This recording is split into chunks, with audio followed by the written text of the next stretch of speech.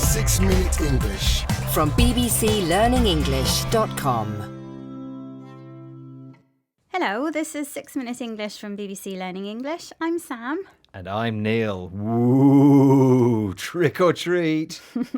For listeners at home, Neil is dressed up as a ghost. He's wearing a white bedsheet over his head with 2 holes cut out for his eyes, which must mean... It's Halloween. The start of autumn, when the days get shorter and leaves fall from the trees, marks Halloween, a festival which is celebrated all over the world at this time of year. In Britain, people carve scary faces into pumpkins, and children go trick-or-treating, dressing up in fancy dress costumes and visiting people's homes, shouting "trick or treat" for sweets and candy. Halloween comes from an ancient festival called Samhain, which celebrated the changing of the seasons, a time when it was believed the dead could make contact with the living, which is why children dress up as ghosts, witches and other scary monsters. But recently, online shops have removed several Halloween costumes, including creepy clown masks and real-life serial killer costumes, after parents complained they were too frightening. In this programme, we'll be discussing whether Halloween is no longer harmless fun, and, as usual, we'll be learning some new vocabulary as well. But before that, and since you're all dressed up as a ghost, Neil, my question is this. Why did people traditionally dress up in costumes on Halloween? Was it A, to scare their neighbours as a joke, B, to use up their old clothes, or C, to hide from ghosts?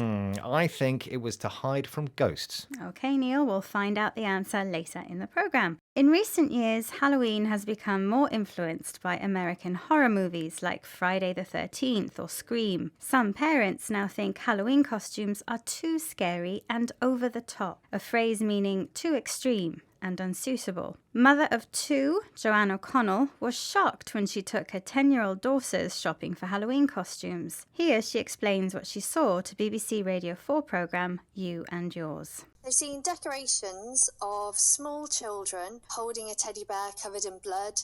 They've seen what's described as a standing animated decoration, which looks like a dead girl carrying a knife. And various grim reapers, creepy clowns, and stuff that kids are now finding frightening, and even to an adult they look pretty vile actually. And I think it feels like retailers, there's some kind of race to the bottom for the grimmest, most vile, sickening outfit so that they can just make money out of. Joanne was horrified by Halloween costumes of the Grim Reaper, an imaginary skeleton who wears a long black cloak, carries a sharp cutting tool, and represents death. She's worried that costumes like this are too frightening for little children. Nowadays, Halloween is big business, and Joanne thinks that the focus on money encourages shops in a race to the bottom, a phrase which describes a situation where companies compete with each other to sell as many products as cheaply as possible. The phrase is connected to the idea of standards getting worse and worse. But come on, Sam, isn't this going too far? I mean, Halloween is supposed to be scary.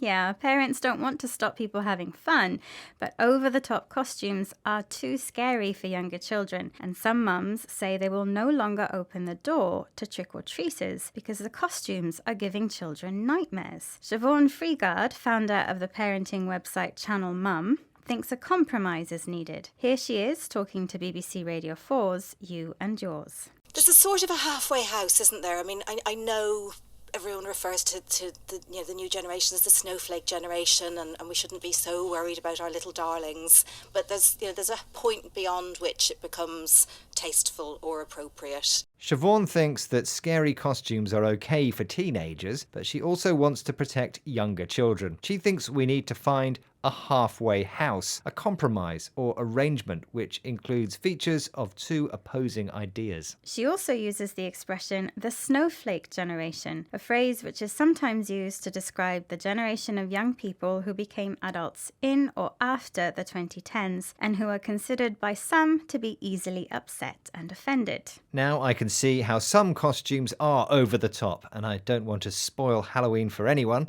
So I'll stick with my bedsheet ghost. Anyway, isn't it time for you to reveal the answer to your question, Sam? Yes, I asked why people started dressing up at Halloween in the first place, and you said it was to hide from ghosts, which was the correct answer. Hundreds of years ago, people thought that ghosts would try to return to their old homes at Halloween. People wore masks so that the ghosts would mistake them for other spirits. Okay, let's recap the vocabulary we've learned, starting with trick-or-treating, the Halloween tradition of dressing up in creepy costumes and knocking on neighbours' doors, shouting trick-or-treat for sweets and candy. Over the top describes something which is too extreme, unsuitable or unacceptable. The Grim Reaper is an imagined representation of death and looks like a skeleton in a long black cloak. A race to the bottom happens when companies compete with each other in order to sell as many products as cheaply as possible. A halfway house is a compromise which includes features of two contrasting ideas. And finally, the snowflake generation is used by some people to refer to the present generation of young people who they think lack resilience and are easily upset. Enjoy Halloween and don't get too scared. Bye for now. Bye. 6 Minute English. From bbclearningenglish.com